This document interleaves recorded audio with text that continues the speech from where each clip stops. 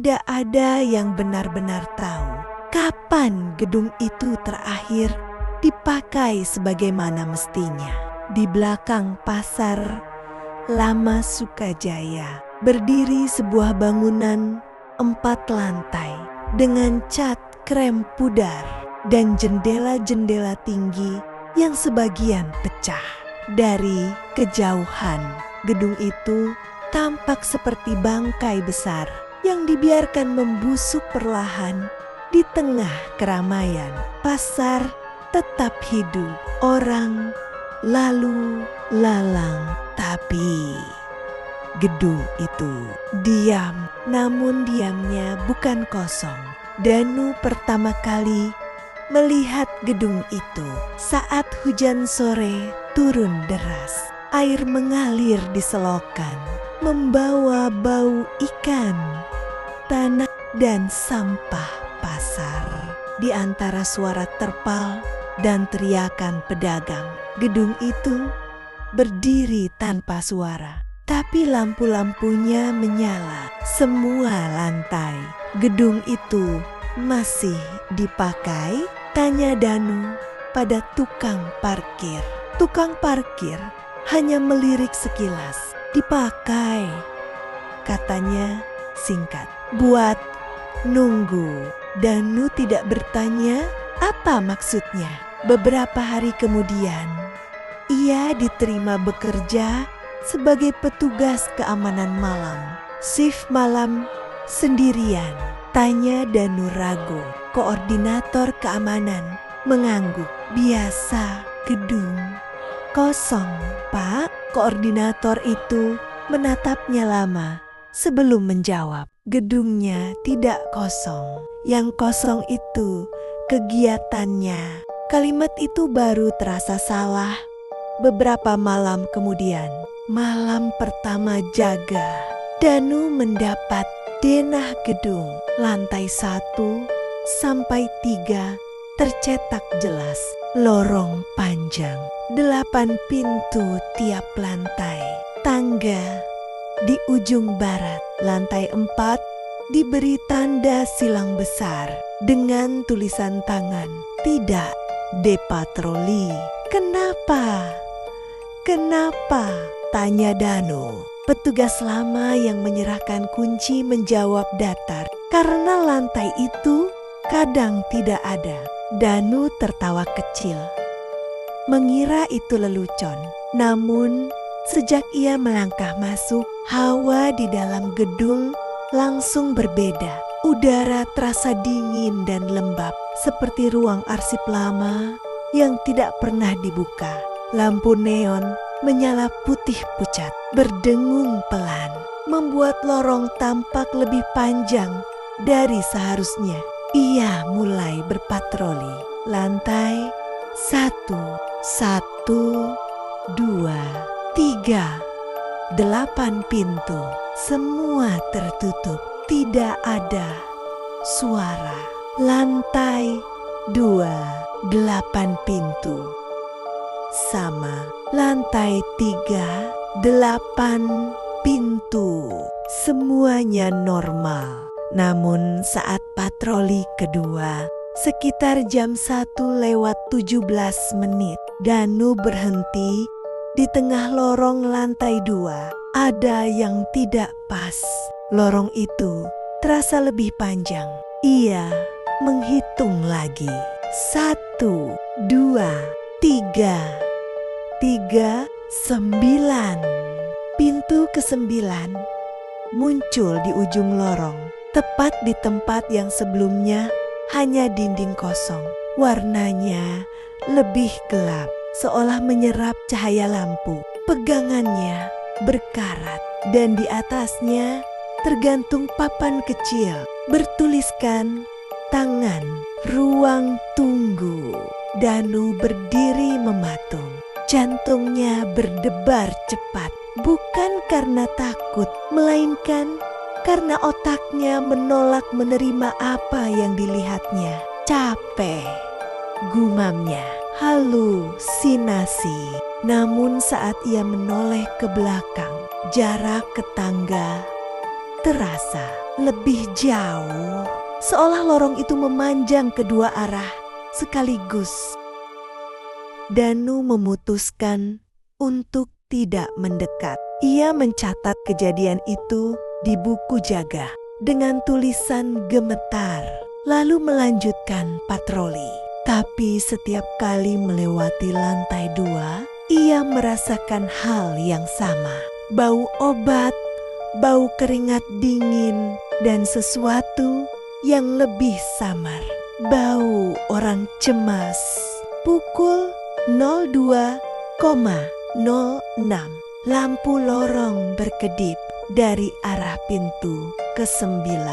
Terdengar suara. Bukan pintu dibuka, bukan langkah kaki, melainkan suara orang-orang duduk terlalu lama.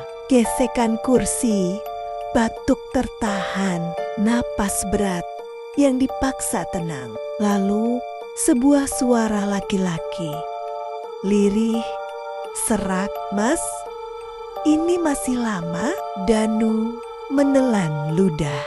Suara itu adalah suaranya sendiri. "Mas?" Suara itu mengulang, lebih dekat ke pintu. "Nomor saya sudah dipanggil belum?" Danu mundur selangkah. Tangannya gemetar saat menggenggam senter. Cahaya senter menyorot ke pintu itu. Dan melalui celah bawahnya, Danu melihat sesuatu. Bayangan kaki banyak berdiri, diam, saling berhimpitan, menghadap ke arah pintu, menunggu. Lampu mati sejenak saat menyala kembali. Pintu ke-9 tidak ada. Lorong kembali 8 pintu. Namun di buku jaga muncul satu baris tulisan baru. Bukan tulisan Danu. "Jangan hitung setelah jam 2. Tulisan di buku jaga itu tidak hilang keesokan paginya. Danu mencoba menghapusnya. Pensilnya bergerak, tapi tulisan itu tetap ada. Malah terlihat semakin tebal, seperti ditekan dari sisi lain kertas. "Jangan hitung setelah jam 2. Petugas pagi hanya melirik sekilas. "Kamu lihat pintu?" tanyanya pelan. Danu mengangguk. "Berapa?" 9. Petugas itu menarik napas panjang. "Berarti kamu selamat," katanya. "Masih bisa pulang." "Kok masih?" Danu menegang. Petugas itu menepuk bahu Danu pelan. "Kalau sudah 10, katanya lirih, "biasanya tidak balik ke pos malam berikutnya." Danu kembali jaga. Jam menunjukkan 01,48. Saat ia naik ke lantai 3, lorong terasa lebih sempit. Lampu neon berdengung lebih keras, seperti serangga besar terperangkap di dalam kaca. Ia tidak menghitung, namun langkahnya terhenti. Tangga ke bawah hilang. Di ujung lorong yang seharusnya pintu terakhir, kini berdiri pintu besi besar dengan papan angka pudar. Lantai 3, 1/2. Danu mundur panik saat ia menoleh ke belakang. Lorong sudah tertutup dinding. Ia terjebak. Pintu besi itu terbuka sendiri, tidak berderit, tidak berbunyi. Di baliknya, sebuah ruang besar terbentang. Lampu putih menyala terang. Kursi-kursi plastik berjajar rapi dan papan digital menggantung di dinding. Angkanya bergerak. A12, A13, A14. Puluhan orang duduk diam. Wajah mereka pucat, mata mereka kosong. Sebagian memeluk maplusu, sebagian memegang nomor antrian yang sobek dan kotor. Udara di ruangan itu pengap, bau obat, keringat, dan sesuatu yang lebih tua. Bau orang yang terlalu lama menunggu keputusan. Seorang ibu menoleh ke Danu. "Kamu baru?" tanyanya. Danu tidak menjawab. "Tenang," lanjut ibu itu. "Semua di sini awalnya baru." Danu melihat papan nomor. Tidak ada jam, tidak ada tanggal. "Ini tempat apa?" suara Danu serak. Ibu itu tersenyum. "Ruang tunggu," jawabnya. "Kalau pintu sudah muncul, berarti giliranmu mendekat." Papan berbunyi, ting. A19. Nomor di tangan Danu yang ia tidak ingat kapan mendapatkannya bergetar. A20. Danu berjalan mundur. Ia melihat ke sekeliling. Beberapa orang di kursi sudah menyatu dengan kursinya. Kulit mereka seperti menempel ke plastik. Kaki mereka tidak lagi menyentuh lantai, melainkan tenggelam ke dalam bayangan di bawah kursi. "Berapa lama, Mas, di sini?" tanya Danu pada seorang pria tua. Pria itu berpikir lama. "Sebelum pasar pindah," jawabnya. "Pas anak saya belum lahir." Danu menelan ludah. "Kalau nomor dipanggil?" Pria itu tertawa kecil. "Yang dipanggil bukan selalu yang keluar," katanya. "Kadang yang dipanggil itu diganti." Papan berbunyi lagi. A20. Semua kepala menoleh ke Danu. Lampu berkedip, pintu kecil terbuka di ujung ruangan. Gelap di baliknya. Tanpa cahaya, dari dalam pintu itu terdengar suara pelan. "Danu Prasetya." Suara itu mirip sekali dengan suara koordinator keamanan. "Silakan masuk." Kursi di belakang Danu bergerak sendiri, menutup jalan pulang. Ibu yang tadi menatapnya tersenyum iba. "Kalau keluar," katanya pelan, "jangan hitung pintu lagi." Nama Danu menggantung di udara, bukan diteriakan, bukan dipanggil keras. Nama itu dikeluarkan, seolah sebelumnya disimpan di tempat sempit dan lembab. Danu Prasetya. Lampu ruang tunggu meredup setingkat. Papan nomor berhenti bergerak. Kursi-kursi berhenti berderit. Semua mata menatapnya. Danu melangkah pelan ke arah pintu kecil di ujung ruangan. Setiap langkah terasa berat, seperti lantai lengket menahan telapak kakinya agar tidak pergi. Saat ia menoleh ke belakang, lorong tempat ia masuk tadi sudah tidak ada. Yang tersisa hanya dinding polos dan kursi-kursi yang kini terlihat lebih rapat, lebih dekat satu sama lain. Pintu pemanggilan terbuka lebih lebar. Di baliknya bukan ruangan, melainkan lorong lain. Lorong yang sama seperti di gedung. Lampu neon, dinding kusam, namun lebih sempit, lebih rendah. Plafonnya menekan, seolah sengaja dibuat agar orang yang lewat menunduk. Di dinding lorong itu tertempel foto-foto, wajah-wajah orang. Sebagian masih muda, sebagian tua, sebagian buram, seperti dihapus setengah. Di bawah setiap foto tertulis nama, tanggal, masuk, dan kolom terakhir status. Sebagian bertuliskan selesai, sebagian menunggu, dan terlalu banyak yang kosong. Danu menemukan fotonya sendiri. Status belum diputuskan. Lorong itu berakhir di sebuah ruangan kecil, hampir seperti kantor.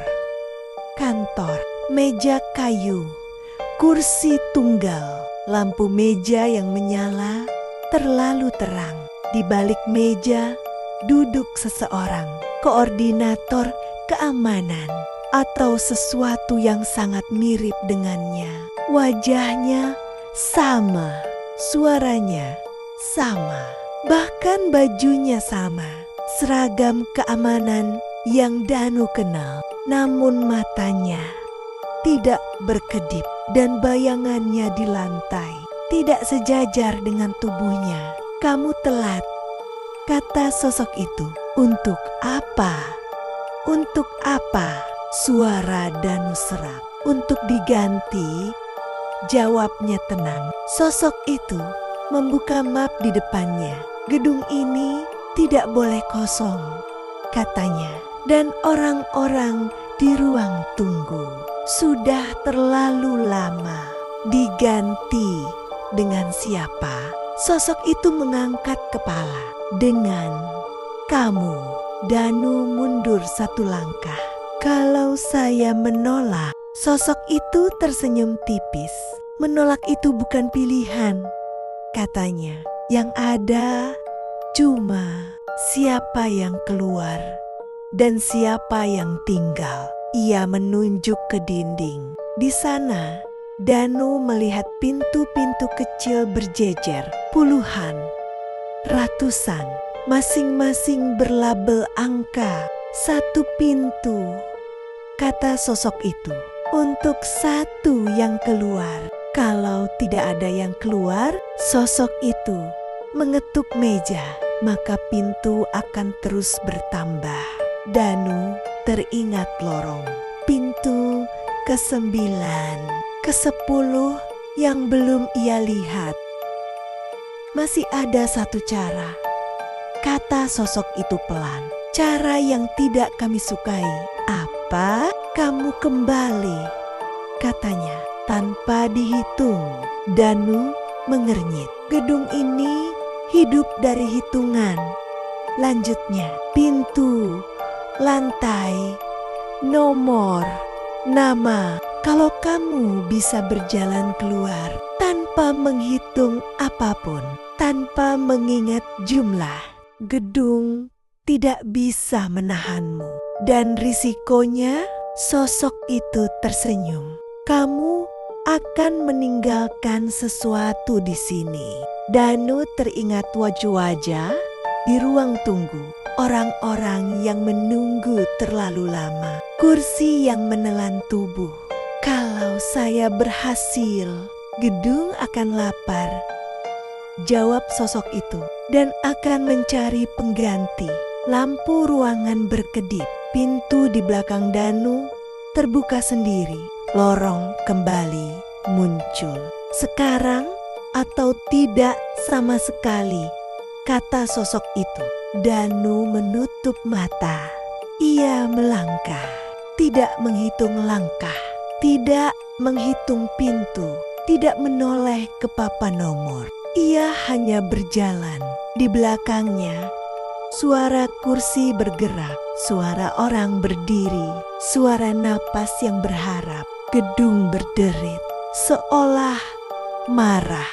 Danu berjalan tanpa menghitung. Ia memaksa pikirannya kosong, tidak menghitung langkah, tidak menghitung napas, bahkan tidak menghitung detak jantung yang kini terasa terlalu keras di telinga. Lorong terasa lebih panjang dari sebelumnya. Lampu neon menyala mati